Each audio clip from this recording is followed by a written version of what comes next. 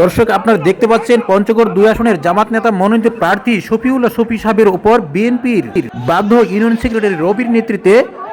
তার ব্যক্তিগত গাড়ির উপর হামলা।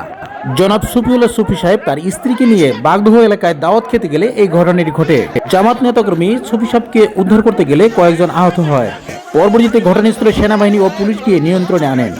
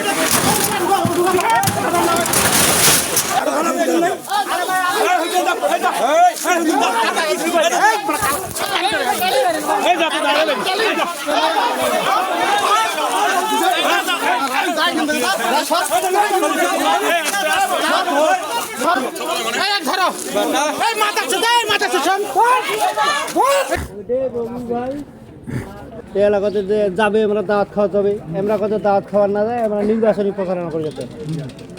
এতে নিয়েতে ওই বড় মোবাইলগুলো হাতত ধরিয়ে আছে মনে এলাকাতে ভিডিও করছে মোবাইলটা কারে নাও এতে সামুলের বেটা সুজন মোবাইলটা কারে নিল তো দুলাল বেটা কথা ওই মোবাইলটা কেন নিল মোবাইলটা দে কিন্তু মোবাইলটা দেয় আমরা এতে দুলাল বেটা ওই ধরিবার আছে না আমরা কিন্তু দুলাল বেটা কথা কেন আপনি যাচ্ছেন আমি ভিডিও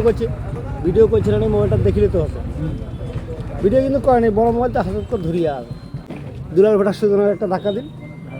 একটা দুলাল বেটা এখানে সিট পাড়ান করে ফেলে দিবি দুলাল বেটা পড়ে গেল তো ডায়াবেটিস হবি না হ্যালো পড়ে গেল পরে যায় তো এলাকায় চেংড়া বেঙ্গা আগে এসে সরাসরি করে নাই মিটে গেছে পরে আসি আরো সাইড যাবে মার ডাকে এক ধরে ডাঙাতে এক ধরে ডাঙাতে এরকম মার হকি স্টিক ব্যাগের মধ্যে ছিল, ব্যাগের মধ্যে হকি স্টিক আটে ওই মানে সাইডের লম্বা ইয়া তো সাংবাদিকদের কাছে ছিল। হ্যাঁ, মোহাম্মদ শাহ আলী। তো আমি খবর পাওয়ার পরে এখানে এসে দেখি আমাদের একজন